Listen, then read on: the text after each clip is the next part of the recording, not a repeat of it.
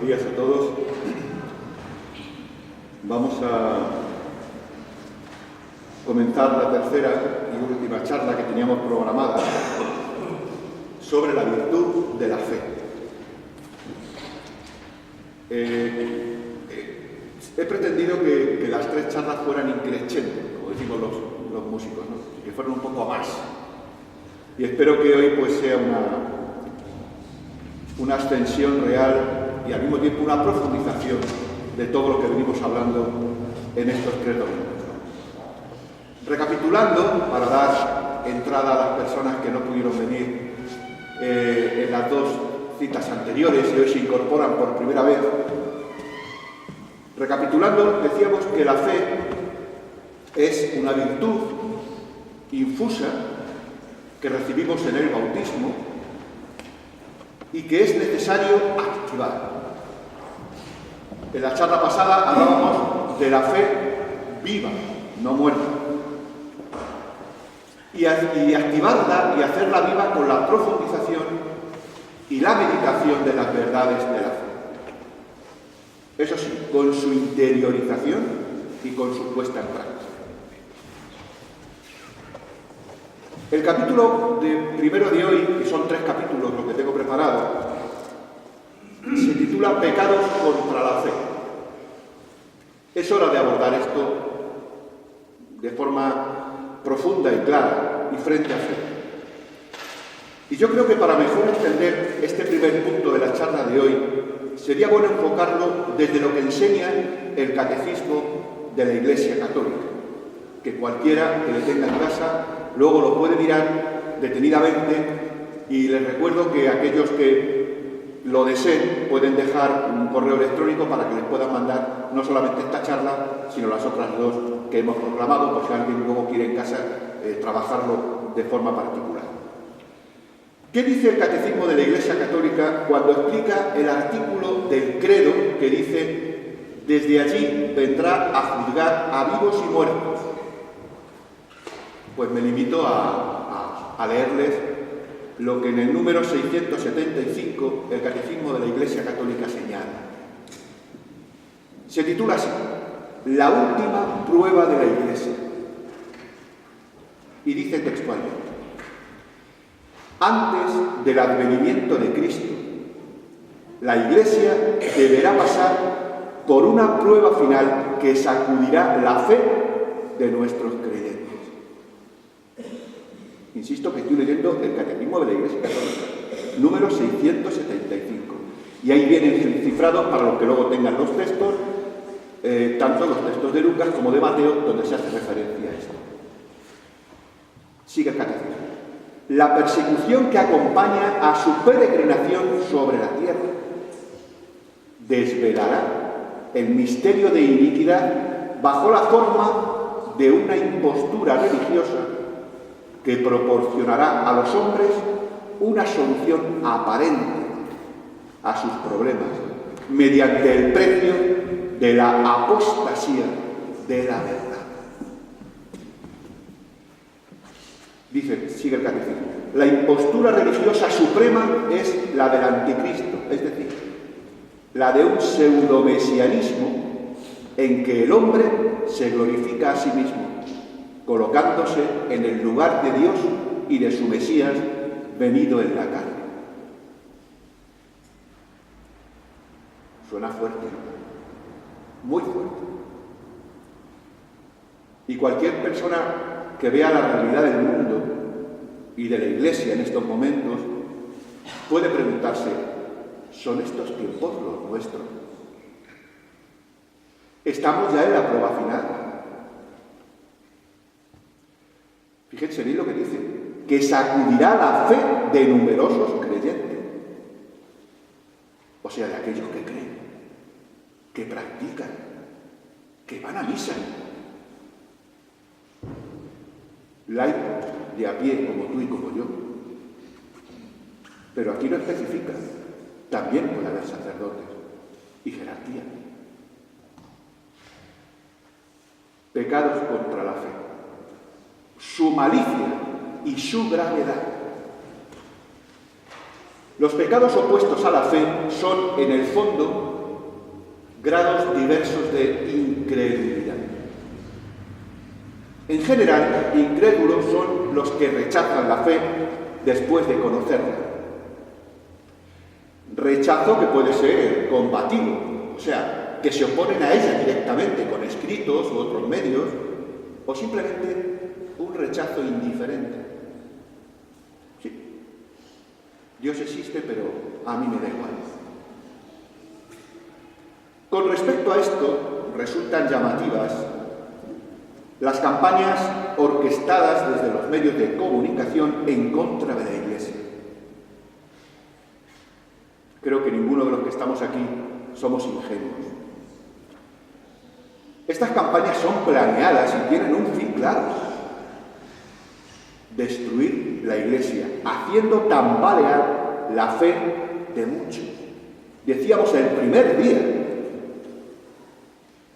creo en Dios. La fe está en creer en Dios. Ya, pero es que fíjese ahora todo lo que está pasando, estos hombres, estos sacerdotes, estas religiosas, esto tal. Miren, cada uno,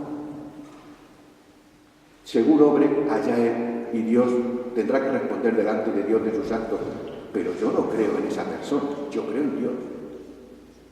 Por lo tanto, tambalear la fe de muchos, porque de pronto hay algunos que no van por el camino recto, como dirían los jóvenes de hoy, es problema de ellos. Nosotros tenemos que seguir ese camino recto y seguir ese camino que la Iglesia nos ha marcado y que Jesús nos ha marcado, y ese es nuestro fin. Esa es nuestra fe. No obstante, examinemos los principales pecados de incredulidad, que son los siguientes. Y ya veréis cómo no son cosas que ocurrieron hace siglos. Yo me he pasado, como sabéis muchos, 30 años haciendo un programa en la radio sobre la historia de la Iglesia. 30 años hablando sobre la historia de la Iglesia, que da para mucho. Seguramente podría haber dado para 30 más. Pero estos pecados contra la fe, estos pecados de incredulidad, no son del pasado. Ya veréis lo fácil que os va a resultar ponerlos en la actualidad. Primero, la infidelidad. También llamado pecado de omisión. Es la carencia de fe en los no bautizados. Y esta carencia de fe puede ser debida porque nunca han tenido noticia de ella, y se llama entonces infidelidad material. Y es cierto que no son culpables ni se les imputa como pecado, aunque eso sí, a Dios le ofende. Miren, una pequeña reflexión. A veces cometemos pecados y no tenemos conciencia de ello. Es cierto que esto Dios no nos lo imputa como pecado, pero le ofenden igualmente. Por lo que siempre es bueno pedir perdón a Dios de los pecados cometidos que no por ignorancia cometemos. La carencia de fe en los no bautizados también puede ser debida a que no la abrazaron a pesar de conocerla, y se denomina infidelidad formal. Y ojo, aquí sí hay pecado consciente. Por tanto, cuando hablamos de infieles, hablamos de todos aquellos de los que, pudiendo, no estando bautizados, ni profesan la verdadera fe. ¿Comprendéis la importancia y obligación de dar testimonio de la fe y dar a conocerla? ¿Ven la trascendencia de la vocación misionera de todo cristiano? Incluidos los laicos, claro. Y si no podemos ir de misioneros, fijémonos bien. Todos los cristianos debemos cooperar con nuestras oraciones, limosnas y fomentos de vocaciones a la gran obra de la propagación de la fe y de las misiones. Todos estamos llamados a este punto. Y pensad un momento que cada vez más nuestra propia España se está convirtiendo en país de infieles. Yo doy el testimonio personal. Sabéis que me he pasado 38 años dando clase a adolescentes entre 14, 15 y 16 años en un instituto en Toledo, y os garantizo que hay chicos adolescentes que no han oído nunca hablar de Jesucristo. Y esto no me lo han contado, lo he vivido personalmente, ¿vale? Y los que saben algo, pues son los tópicos de los medios de comunicación, difunden y poco más. Así que todos estamos llamados a la misión de evangelizar, todos. Y cada uno desde su condición, desde su profesión y desde su ámbito familiar. Todo. Para que haya menos infidelidad. El segundo pecado contra la fe sería la apostasía. Se llaman apóstatas a los que han renunciado totalmente de la fe recibida después de Cristo. Es siempre pecado grave, porque implica desprecio grave a Dios. Pidamos a Dios que, aun en tiempo de persecución, permanezcamos firmes en la fe. Recordaréis la polémica que se suscitó cuando la Constitución Europea, de si mencionar o no las raíces cristianas de Europa, el Papa Juan Pablo II afirmaba ya en el año 2003 cómo la apostasía se daba en nuestra sociedad moderna no de una forma declarada, sino silenciosa. Eso en el 2003. Decía el Papa, la cultura europea da la impresión de ser una apostasía silenciosa por parte del hombre. El hombre autosuficiente, que vive como si Dios no existiera. En esa perspectiva surgen los intentos, repetidos también últimamente, de presentar la cultura europea prescindiendo de la aportación del cristianismo que ha marcado su desarrollo histórico y su difusión universal.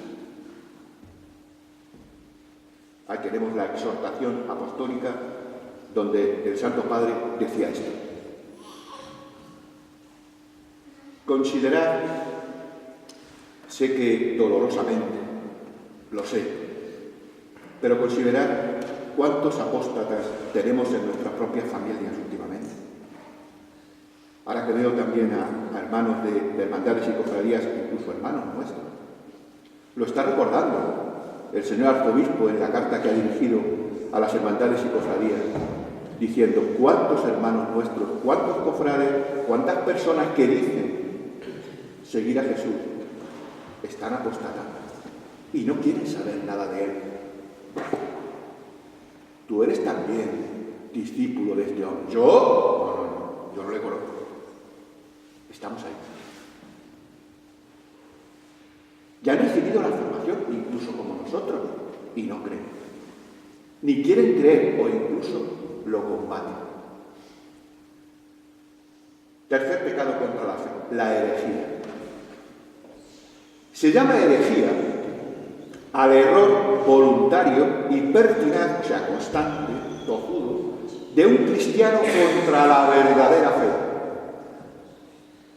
Condiciones necesarias para el pecado de herejía son la voluntariedad y la pertinacia, o sea, la insistencia. Por lo tanto, no sería considerado hereje el que negara un dogma por ignorancia o estuviera dispuesto a rectificar después de haber errado o descubriera su error en confesión. La herejía puede ser interior o exterior, o ambas cosas a la vez. La verdadera herejía es la interior. Esta siempre es pecado grave. También es hereje formal todo aquel que dudase con asentimiento verdades reveladas por Dios y propuestas por la Iglesia como objeto de fe, incluso verdades no religiosas relacionadas directamente con la fe. Miren, decíamos el primer día, el que niega una verdad de fe, las niega todas. Santo Tomás lo explicaba algo así, porque la fe es como un edificio que quita una piedra y se viene todo abajo. Y miren, las herejías no son cosas de tiempos pasados. Están cada día resonando desde medios de comunicación, desde revistas, desde libros e incluso desde algún púlpito que otro. Fíjense que normalmente los herejes no han sido laicos, sino clérigos. ¿Por qué? Porque hace falta una gran preparación. Y una herejía no surge porque sí. Es decir, hay toda una formación que de pronto se desvía, se vuelve errónea y acaba pues, como Lutero, diciendo las cosas que él decía. ¿Y por qué ocurre esto? Pues porque cometen un error grave. Cogen la Sagrada Escritura, cogen los santos padres de la Iglesia y lo interpretan a su antojo.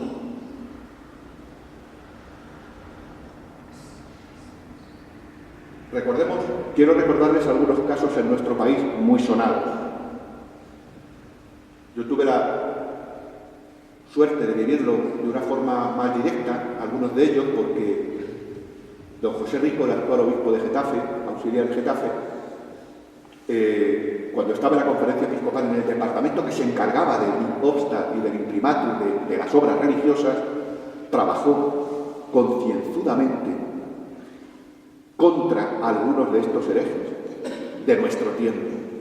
Por ejemplo, la moral o las actitudes del sacerdote Marciano Vidal, por poner un ejemplo, o las tesis filosóficas, antropológicas y teológicas del sacerdote Torres Queiruga, y no digamos nada de la cristología, como decía don Demetrio cuando nos daba la clase de cristología, del sacerdote vasco Pagola, que algunos de ustedes también habrá oído nombrar. Y estos son herejes de nuestro tiempo. Y son sacerdotes consagrados y personas formadas, pero que de pronto, insisto, caen en el error y en vez de asumir que han errado, siguen pertinazmente en su error una y otra vez. Lo más grave de todo esto no es que ellos estén en el error, es la cantidad de personas que están alrededor de estos personajes y que leen sus libros y que caen en el error como ellos y que los admiten y los asumen. Y no digo personas cualquiera, algunas incluso pueden ser de misa diaria. Sus tesis, las tesis de estos personajes, han sido rechazadas por el magisterio de la Iglesia, en este caso por la conferencia episcopal, me consta. O sea, son verdaderas herejías. Pero esto, ¿verdad? En nuestros días, esta palabra de herejía nos suena un poco cacofónicamente, no nos suena bien, parece, insisto, que es una cosa como del pasado. Esto pasaba antes. Pues no pasaba, sigue pasando hoy. Y hay que tener los oídos atentos. El siguiente pecado contra la fe del que quiero hablarles es la heterodoxia. Estos son los que disienten de la Iglesia en puntos de doctrina. Por ejemplo, los católicos que profesan errores modernos condenados por la Iglesia. Habitualmente hoy, ya que hemos tenido en el Evangelio de hoy, hay mucha gente, cristianos de nuestro tiempo, que dice, bueno, eso del demonio es una cosa de niños. Yo voy a creer yo en el demonio, eso es una cosa que se han inventado para darnos miedo. O el infierno, tal cosa. No, señor. ¿Pero qué está usted diciendo? El Señor nos lo revela en la Sagrada Escritura. ¿Cómo voy a dudar de su palabra? Y vuelvo a insistir, y eso está pasando hoy con personajes, vamos, que conocemos y que incluso somos amigos de ellos. Se diferencian de los herejes, los heterodoxos, en que cuando son corregidos se retractan. Es decir, el magisterio de la Iglesia les llama la atención, les corrige y a partir de ahí ellos asumen ese error y vuelven otra vez al camino recto. Miren, por poner un ejemplo un poco, sé que es fuerte el ejemplo que voy a poner, pero es que es de la semana pasada. Y como sé que son ustedes cristianos formados, o al menos con deseo de formarse, porque si no, no estarían aquí. Deseo llamaros la atención sobre una noticia que seguramente muchos habréis oído como yo. Se trata de la postura de los obispos alemanes que han permitido el uso de una píldora abortiva en las clínicas católicas en caso de violación. Esto salió la semana pasada. La píldora puede ser anticonceptiva si no se ha dado todavía la fecundación del óvulo, pero si se ha dado es abortiva. Estas píldoras, tanto abortivas como anticonceptivas, están prohibidas por la moral de la Iglesia y no hay razón que las justifique. ¿Qué podemos suponer? Pues que a río revuelto, ganancia de pescadores. Es un momento muy delicado y se aprovecha este momento para soltar esta bomba de relojería. Yo supongo que Roma en su momento llamará la atención y los obispos se retractarán. Pero si persisten en su postura, déjenme que se lo diga un simple teólogo laico como yo, serán herejes, porque estarán fuera del verdadero dogma de la Iglesia, de su magisterio. Este es el mundo que nos ha tocado vivir. Y no hay por qué asustarse, nada es tuyo, decía Santa Teresa. Juan Pablo II repetía constantemente, no tengáis miedo. No es cuestión de miedo, es saber en el momento que estamos y cómo hay que vivirlo. En intensidad de fe y en profundidad y en comunión con el magisterio de la Iglesia. Quinto pecado contra la fe. Fíjense del que voy a hablar. La indiferencia. Estos, los indiferentes, son los que no se preocupan de instruirse en la religión. Aquí caíamos unos cuantos. O dicen que todas las religiones son buenas. Total, igualmente verdaderas. Aquí lo mismo da una religión que otra. Y esto es un pecado de indiferencia contra la fe. Abunda, por desgracia, mucho entre nosotros. Benedicto XVI afirmaba el año pasado esto. Fíjense, decía el Santo Padre, se está difundiendo un indiferentismo que dice que la verdad es inaccesible al hombre y que reduce la fe a un moralismo sin un fundamento profundo. El resultado, pues eso, no hay que evangelizar, no hay que hacer ningún anuncio a las otras religiones, ellos van por su camino y nosotros por el nuestro. La moral es algo personal y como mucho podemos aceptar una moral de mínimo, donde ni el no matar se respeta. Millones y millones de abortos últimamente. Pero fíjense en este detalle. Los indiferentes suelen ser los mayores defensores de la eutanasia y del aborto. La indiferencia. Siguiente pecado contra la fe, que ya van unos cuantos, el cisma. También llamado insumisión, porque niega la obediencia al romano pontífice.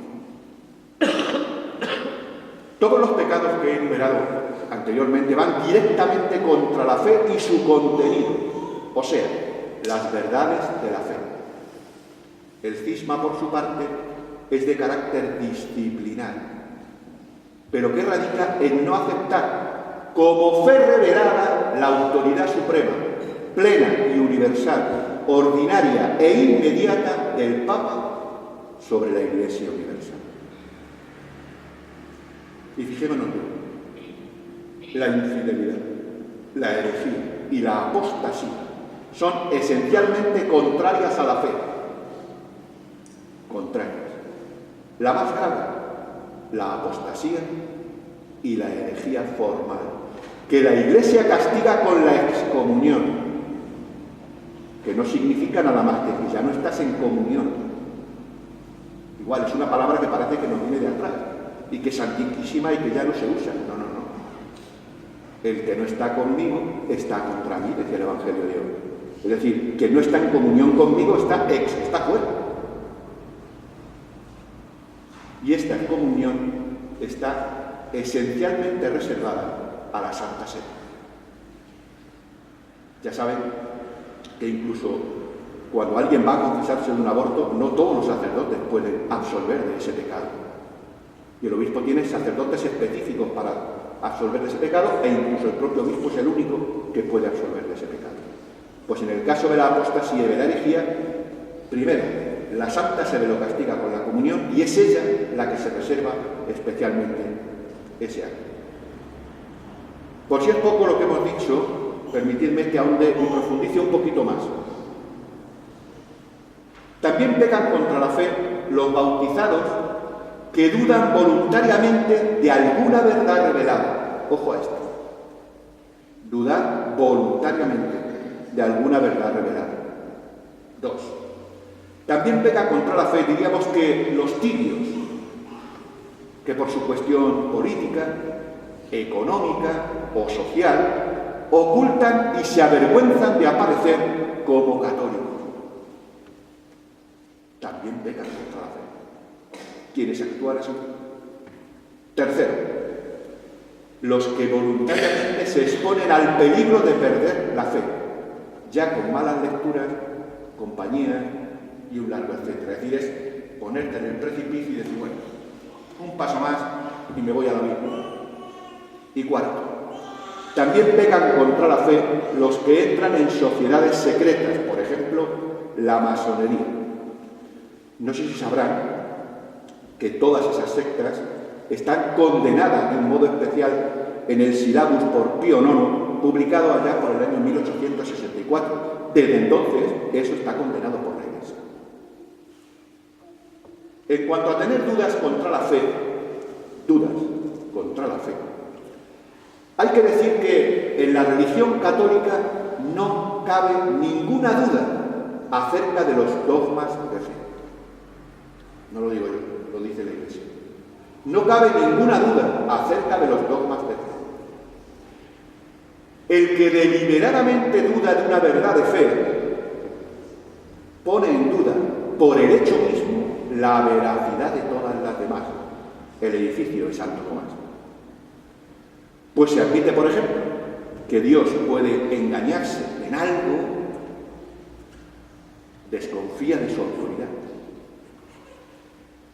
Miren, el cristiano, convenientemente instruido en la religión, no hallará nunca ninguna razón para dudar de sus creencias. Decíamos el primer día, ¿y por qué no? Porque es Dios quien me las revela. ¿Cómo voy a dudar de Él? De ti sí puedo dudar, pero de Dios. Y cuanto más profundice en su fe, más quedará confirmado en la verdad. Y con el tiempo verá más claramente esa iluminación de la mente que decíamos en la charla anterior, donde los fundamentos se ven más claros, esos fundamentos en los que se apoya la fe. No obstante, ¿qué hacer en las dudas? No obstante, ¿qué hacer en caso de duda?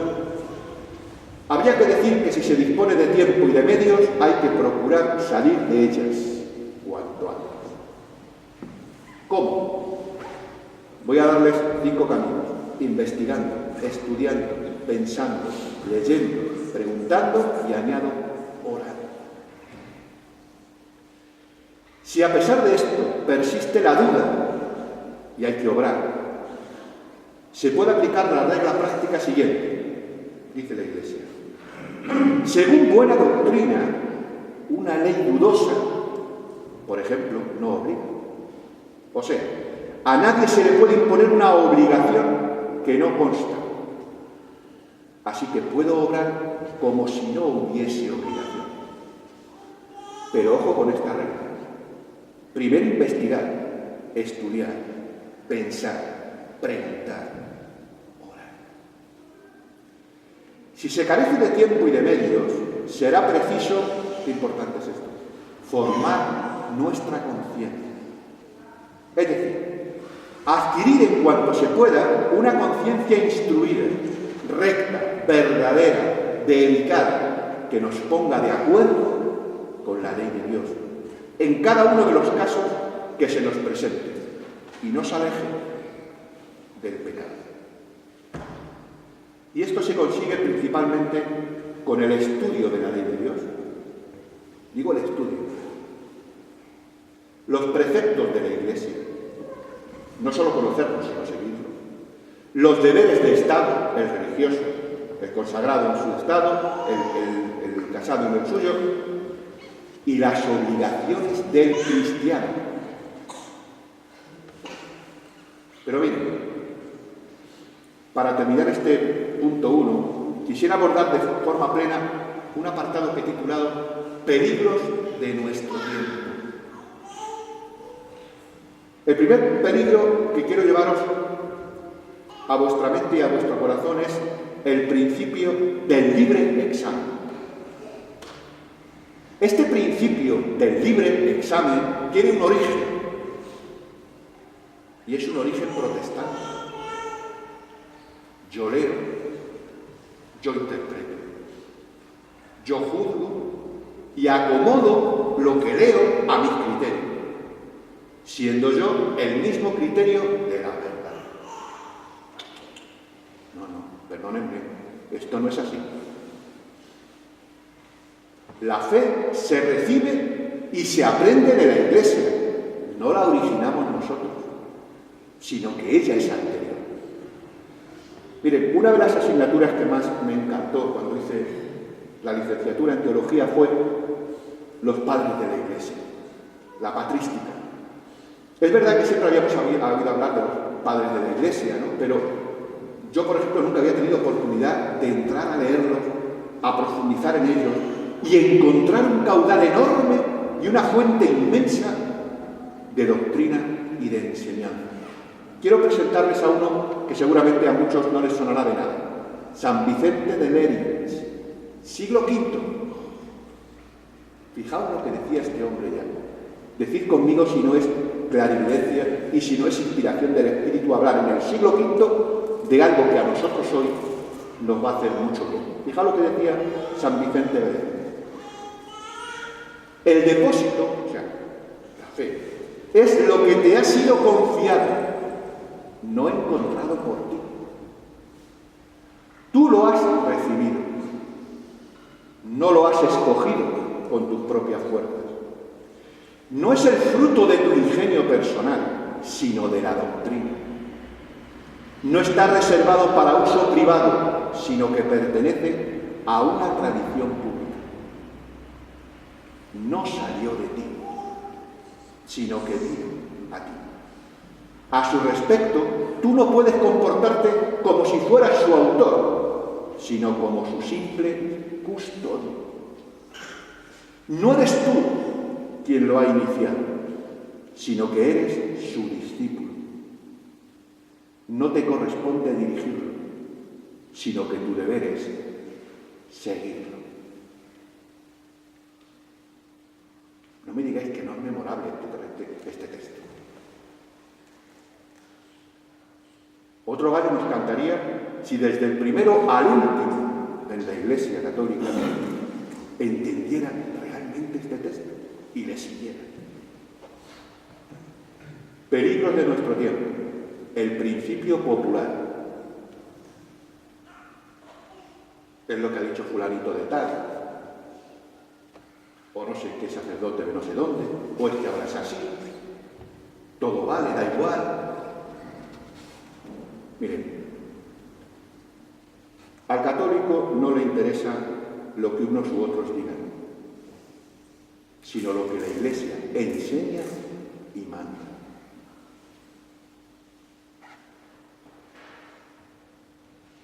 No, es que ahora ha venido un sacerdote muy moderno a mi parroquia, ¿verdad? Y dice que eso del ayuno eucarístico que den, porque total, da lo mismo. ¿Qué es lo que la Iglesia nos enseña? ¿Que hay que guardar el ayuno eucarístico por reverencia al Señor? Pues se guarda. ¿A qué viene ahora a decirme que da igual y que esto da lo mismo? Sí, total.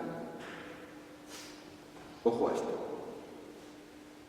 Otro fenómeno alarmante, promocionado por grandes editoriales que publican libros con una campaña extraordinaria en los grandes centros comerciales, es la distribución de libros teóricamente religiosos de penosa calidad, cuando no heterodoxos o heréticos. Está lleno. Y películas para que contar. Así que criterio para comprar un libro religioso. Yo os lo digo por si os viene bien. Que sea un autor declaradamente ortodoxo. No me va a valer cualquiera. que tenga censura eclesiástica, es decir, ha pasado el tamiz de alguien que ha visto que aquello se asienta y se formaliza en la doctrina de la Iglesia. Y que nuestro confesor o director espiritual, el que le tenga, o una persona instruida que conocemos por su solvencia, nos dé su aprobación. ¿Cuántos católicos habrán visto con buenos ojos la famosa película del Código Da Vinci de las narices? ¿Cuánto mal ha hecho? Porque mucha gente se lo ha creído. O sea, yo no creo a Dios, pero creo al director de la película que de pronto me está contando no sé qué historia. Yo recordaré siempre un suceso que me ocurrió en casa. Estaba uno de mis hijos leyendo un libro y le dijo, ¿qué lees? Y me dijo, pues mira, la vida de Jesús, claro. Y de pronto él vio, el título era así, la vida de Jesús. Y le dije, ¿por qué? Un día que él no estaba, agarré el libro, me puse a leer y empecé a subrayar todas las herejías pelagianas que el libro vertía. Y le dije, has acabado de leer este libro. Mientras que no sepa lo que es el pelagianismo y mientras que no entiendas que eso es una herejía, tú no puedes leer este libro. Pero él, en su ingenuidad, había visto la vida de Jesús. De hecho, pues esto es bueno. Ojo a esto. Así que, en tiempos de turbación y de confusionismo, hemos de seguir más que nunca el canon, la norma de la tradición, que este San Vicente de Lérins que os he presentado hoy decía: debemos sostener lo que ha sido creído en todo lugar, siempre y por todos. Hemos de estar siempre en guardia, amigos, ante el afán de novedades, el cambio por el cambio, y esto normalmente no trae nada bueno. Abordemos el tercer y último punto de la charla de hoy: objetivos del año de la fe. ¿Qué sentido daba el Santo Padre a este año de la fe? ¿Qué objetivos pretendía? Pues mira, la respuesta la hallamos en dos documentos con los que fueron convocados los 2 años de la fe después del Concilio Vaticano II. Ha habido 2 años de la fe proclamados. Y es sintomático. Uno, en 1967 por Pablo VI y ahora por Benedicto XVI. Así que lo que he hecho ha sido molestarme un poco más y ver lo que Pablo VI decía y en paralelo lo que decía en nuestro tiempo Benedicto XVI. Muy rápido. Primero, decía Pablo VI, ¿para qué necesitamos un año de la fe? Para confirmar nuestra fe rectamente expresada. Y Benedicto XVI, paralelamente, decía, redescubrir los contenidos de la fe profesada, celebrada, vivida y rezada.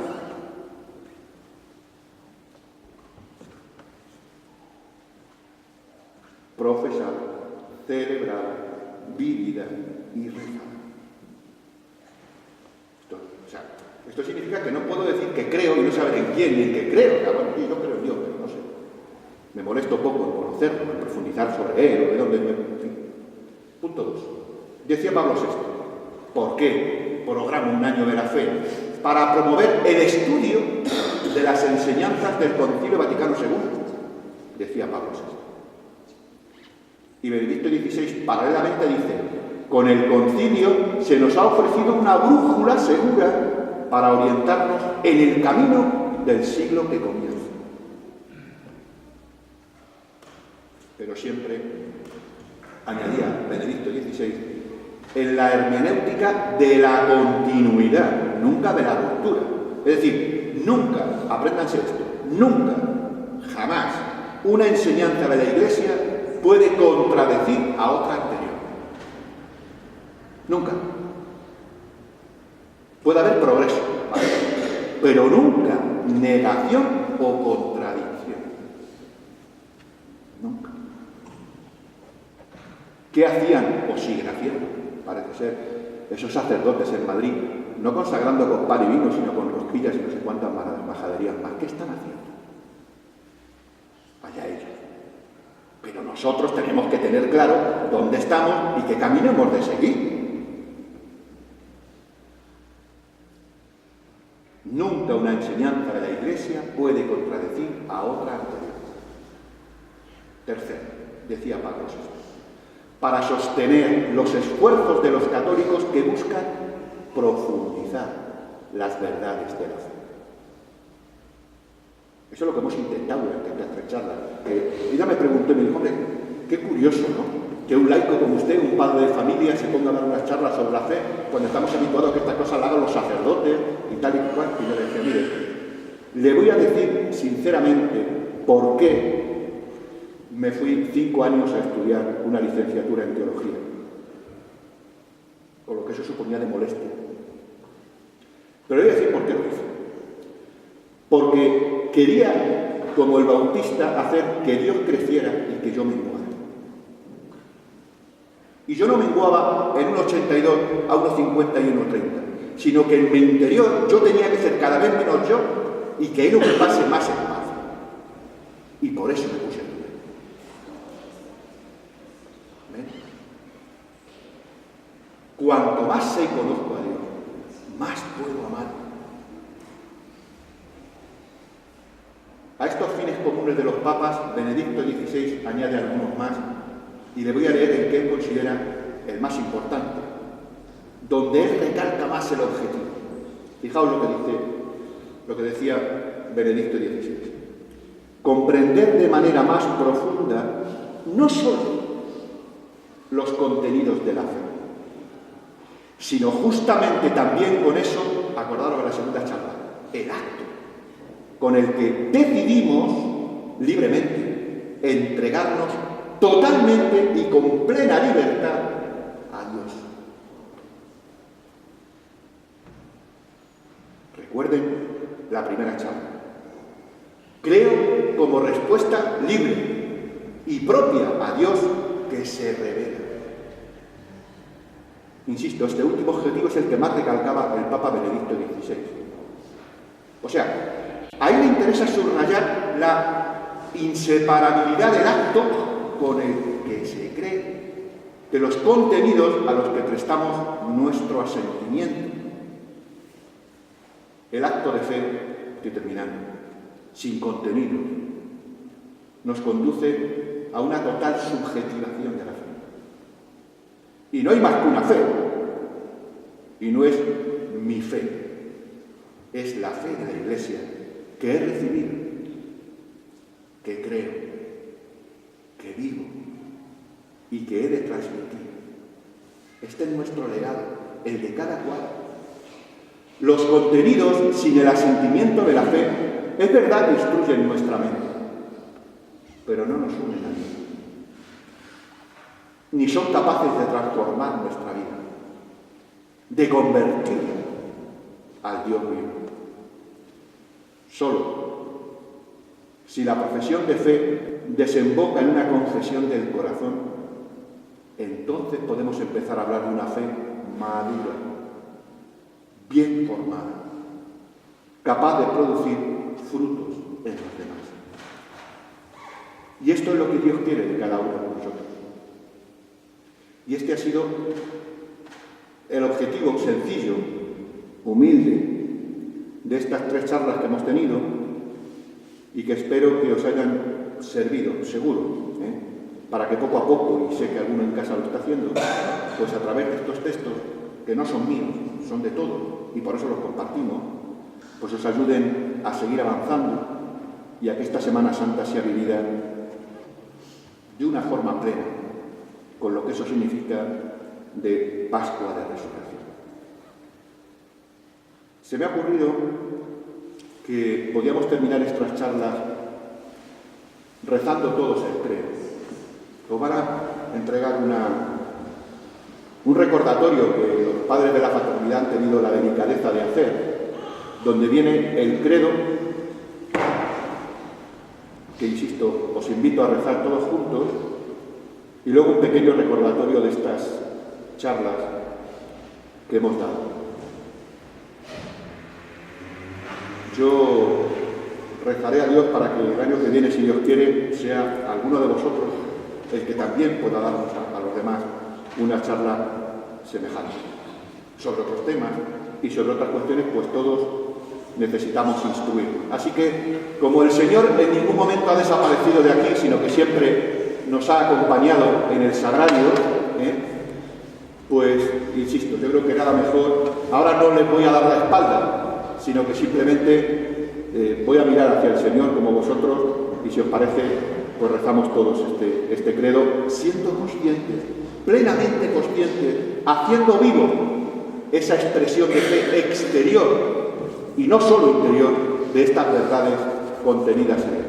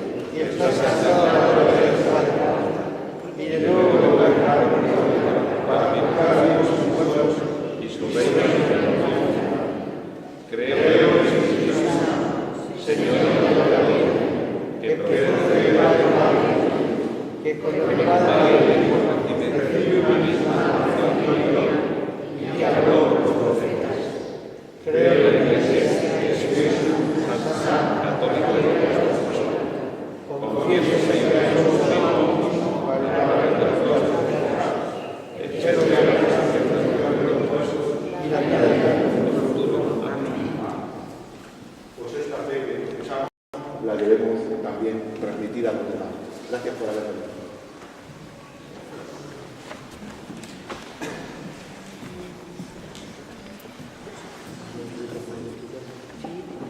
Agradecer a don Roberto por estas charlas que tan pedagógicamente y magistralmente nos han servido para profundizar y aumentar la virtud de la fe en el marco de este año de la fe que celebramos en la Iglesia.